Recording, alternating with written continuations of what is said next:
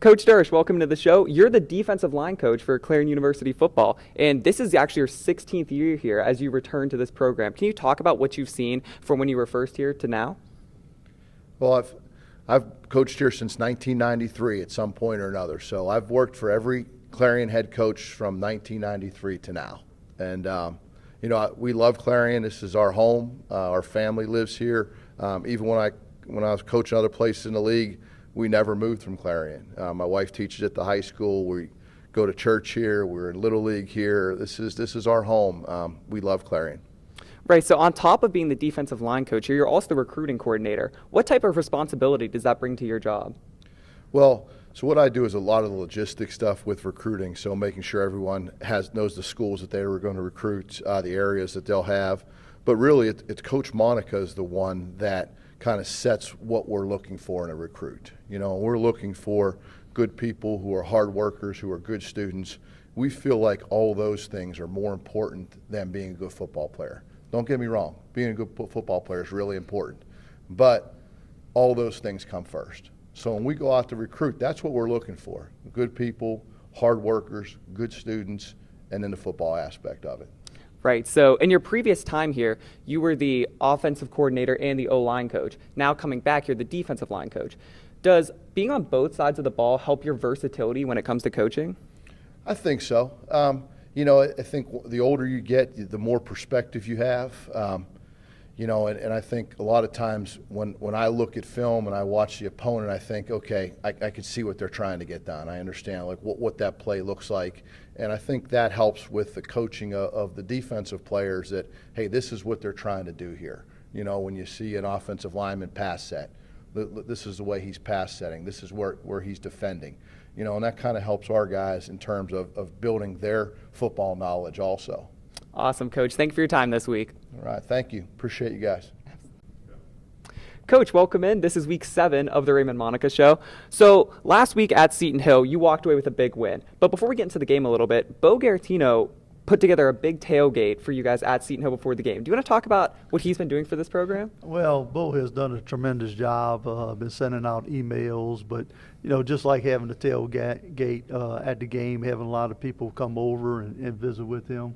I tell you what, he's done an unbelievable job to get the word out in the community, on the website and all the alumni, and I'd like to tell him thank you.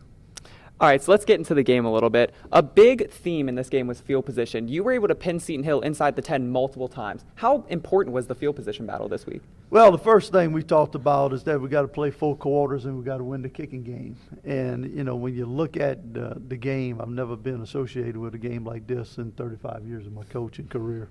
You block a field goal and score a touchdown, that's a 10-point swing. We wound up faking the field goal. They gave us a look that we liked what we saw, and we scored there. You got 2 halfback passes back to the quarterback and score on that. Then they wound up fumbling a punt, and we got it inside the 10, did a good job with the motion, with the sweep, carrying out our fakes. They got out of the gaps, and Khalil scored a touchdown. And then, another big play was, unfortunately, we gave up a 99-yard pass, but then they had a chop block in the end zone, and it was a 2-point play for us. But that was set up by the punt team. Down it on about the 1-inch yard line, basically. But the kicking game was huge in this game. But defense played well, the offense executed. It was a very fun day. Yeah, so you talked about it a little bit. Your quarterback, Zach Benedict, had sort of an unorthodox performance. He had 3 touchdowns, and none of them were passing. You've never seen anything like that in your career? And can you speak on his versatility a little bit? Well, the one thing, he did do a good job executing the offense. We were able to protect the ball, had a couple good runs, pulling the read zone. But, you talk about 2 halfback passes scoring and a fake field goal scoring. Again, that doesn't happen very, very often, but he's been doing a good job running the offense, putting the ball in the players' hands that we need to. Right, so one of your starting corners on defense, Jordan Villafane, he's missed a lot of time this year due to injury, and he was able to get back on the field for that game versus Seton Hill, and he had a big interception. Can you talk about his progress and what he's been doing through the program? Well, the thing about it, even after he pulled his hamstring, always engaging, always paying attention to what's going on. We had to watch how many snaps we got on the play because we sure didn't want to re-injure the hamstring and be back to to the same spot we was. But, think about when you got a guy that's had so much experience, so many plays he's played on Saturday, it sure does help the defense. Right, so next on the show, we're going to bring in Khalil Owens. And last year, he had second-team All-PSAC honors. During the last 4 games of the season, he averaged 100 yards from scrimmage. He seems to have picked up right where he left off last year. Can you talk about how important he's been to this team? Well, Khalil's done a great job. He does a really good job running the ball inside the tackles. We've gotten the ball to him on screens, and he's made a lot of people miss. But he's just been a solid player. And, he wound up coming to Clarion from Seton Hill in the fourth quarter after we got the fumble punt.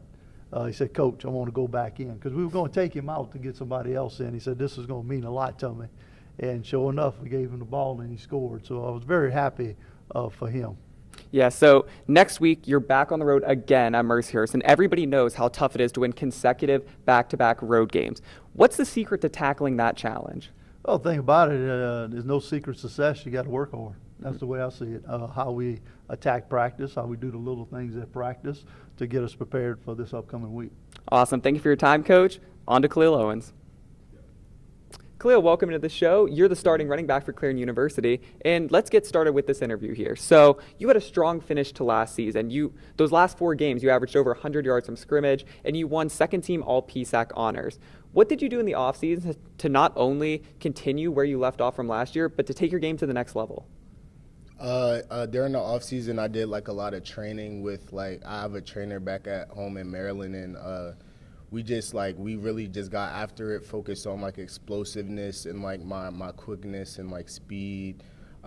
Just did a lot of drills that basically help translate to what happens on the field and what happens quick twitch muscles and stuff like that. And I just tried to just keep trying to build on what I did last year, basically. Yeah. Right. So your teammates and coaches consider you a leader on this team. You've been a captain multiple times. What intangibles do you feel like you bring to this team other than your play on the field? So honestly, I'm pretty much of a quiet guy. I'm not the big hoorah guy all the time, even though I will speak up when needed. But I like to lead by example, and I think that is something that people can relate to and people that can see, because dudes like to see you putting in the work and then they will just follow in after. Being a senior in the classroom and I'm a junior on the field, but I just I've been here for 3 years now, and I've seen how things went, and I just want to help make the team better in every aspect, just pushing my teammates to get better and each day, and everyone has been proven, everyone has been buying into the new system and to what Coach Monica has been preaching. So it's just been a really good experience so far. So. Right, so in the previous segment, we were talking to Coach Monica, and we were talking about you a little bit, and he said in that Seton Hill game, they were ready to pull you out with such a big lead, and you said, "No, Coach, leave me in the game. I'm going to go score a touchdown." And you went and scored. What was the thought process there for you? Yeah, so as not a lot of people know, I used to go to Seton Hill. That was the school I originally went to my freshman year. And it was really important for me, in that game. I really wanted to win that game because last year they had beaten us pretty bad. And just seeing all of my old teammates and stuff like that was left a sour taste in my mouth, and I didn't want to ever feel that way again. And so I really been working hard that last week and all week in preparation, and just throughout the game, I have been working hard. I've been really trying my best all game, and I just asked Coach Monica for the opportunity to stay in the game because I really wanted to score against my old team, and he put me back, got a situation, put me back in the game, and I just the line had a great block, and I just was able to make a play and score a touchdown. So that felt really good, and I was really thankful to Coach Monica for that, for allowing me to do that. Awesome. So last year you wore number 21, and this year you made the switch to number 4. What went into that decision for you? Basically, I asked Coach Monica about that too, because number 4 was my number through since my sophomore year of high school. So I fell in love with the number once I wore it all that time. So I just wanted to get that number back, and yeah, I mean, you feel good, look good, play good. So that was just a number I feel comfortable in, and I really wanted to go back to that. So yeah, it just felt right. So. I was able to get back in my original number from high school, so that was good. Awesome, Khalil. Thank you for your time. We're excited to see what you have in store for the rest of the season. And up next, we have assistant athletic trainer Mike Chesterfield. So last on the show, batting cleanup, we have Mike Chesterfield, and you're the assistant athletic trainer here at Clarion University. What are your main responsibilities with that job? So my main responsibilities during the fall is to work with our football team. Myself, along with Larissa Roberts, we work with the football team every single day. And then in the wintertime, I'll switch over and I'll do a little bit of men's basketball. And then right back into the spring, I'm back over to football. But for the most part, everything that I do here, I work with the football team, taking care of them. The coaches, I always joke around, the coaches break them, I fix them, and get them back out on the field. So you're a Clarion graduate here, and when you were here, you were on the swim team, and you were actually voted a captain of the swim team your senior year. What was that like? So it was, well, let's see. I started here in 2002. So that's, I guess, how it all started. I started here in 2002, was on the swim team. I was a distance swimmer, kind of the workhorse of the team, and stayed here through until I graduated in 2006. And in 2006 season, I was voted as the team captain, myself and a guy named Chris Jones. Funny thing is, we didn't go to high school together, but we were from the same area and back in Luzerne County. So it was kind of nice that we were team captains together. We kind of knew each other all growing up through elementary school and middle school and high school and everything like that. We were, fierce competitors in the pool and stuff like that. And then finally we came here and we were actually teammates. But it was kind of nice getting voted in as team captain that year, and kind of set the tone for almost everything else in my life, being a leader and everything like that. Yeah, so this past June at the National Convention, you were awarded the Most Valuable Collegiate Athletic Trainer of the Year. And there were over 500 nominees for this one award voted on by their peers, and you actually won. What was that type of national honor like for you? It was a little different. It was strange. I had never had something like that happen before, but Jim Thornton, our head athletic trainer, he nominated me for the award, everything like that. Voted on by my peers and everything like that. And it was when I got to the convention and got the award, it was very nice. I had a couple people surprise me there, and everything. But it's a great recognition, something that I was not expecting at all, and quite humbling at the end of it. Yeah, so softball question here. Favorite sport to work with? Loaded question. So, sorry, this is real. Oh, we're getting to that next. Don't worry. So favorite sport to work with, I would actually have to say it would be tennis. Mm-hmm. I really enjoy working tennis matches. Working with football every single day is very stressful. There's a lot of stuff that goes on before practice, out of practice, after practice. The stress level is extremely high. Tennis, on the other hand, is a lot more chill. If we're working a game, I'll bring my nice little reclining rocking chair, and I'll sit there and get to watch some tennis where there's only a couple girls on the court versus having a whole football team on the field at once, where there's a lot more chances of stuff going down. So I enjoy tennis, but football is definitely my baby. Yeah, so we just heard your radio go off, and that's because you're the assistant chief and president of Clarion Fire Company. Yep. What are your responsibilities when it comes to that job? Oh, there's a lot. It depends on what hat you're going to wear that day. So in the firefighting side of stuff, it goes way back to my great-grandfather, or not my great-grandfather, my grandfather. He was a fire chief back in West Wyoming, Pennsylvania. My dad, he's a fire chief right now as well. He's an assistant fire chief in Kingston. And about 5 years ago, the company voted me in as one of the assistant chiefs. So that's kind of where the lineage of the whole fire department stuff comes from. Took over president, believe it or not, 10 years ago as the department. And it's just been, it's been an honor being in that position, but it's been a lot of work.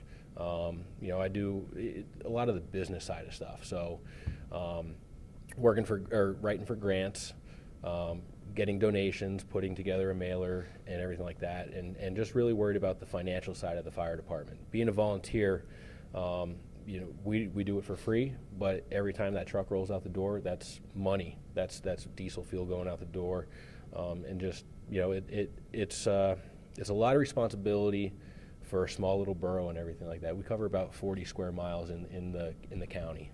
Wow. So We've heard about how much work you do as assistant athletic trainer. We've heard about how much work you do with your job in the fire department. How do you manage to balance, your work that you do here, your volunteering at the fire department, and your family, which you have 3 kids, including a newborn baby girl? How do you balance all of that? So it's you have to put some priorities in. Obviously, during football season, football is a priority. Family's always number one. But, spending some family time is very important to me, and that's kind of been where the focus is right now. Football season's in, so that takes up a whole lot of time. I'm in at 8 o'clock in the morning and not getting done till 6:30, 7 o'clock at night. So going right home, to the family is very important to me. But the fire department, that's one of those things where, as a volunteer, we respond when we're available. When I'm out of season, I definitely do a lot more. Over the summertime, I do a lot more. But you do have to learn to prioritize what's important to you and everything like that. And it's just, you figure out a way to do it. Awesome, Mike. Thank you so much for your time. And that concludes week 7 of the Raymond Monica Show.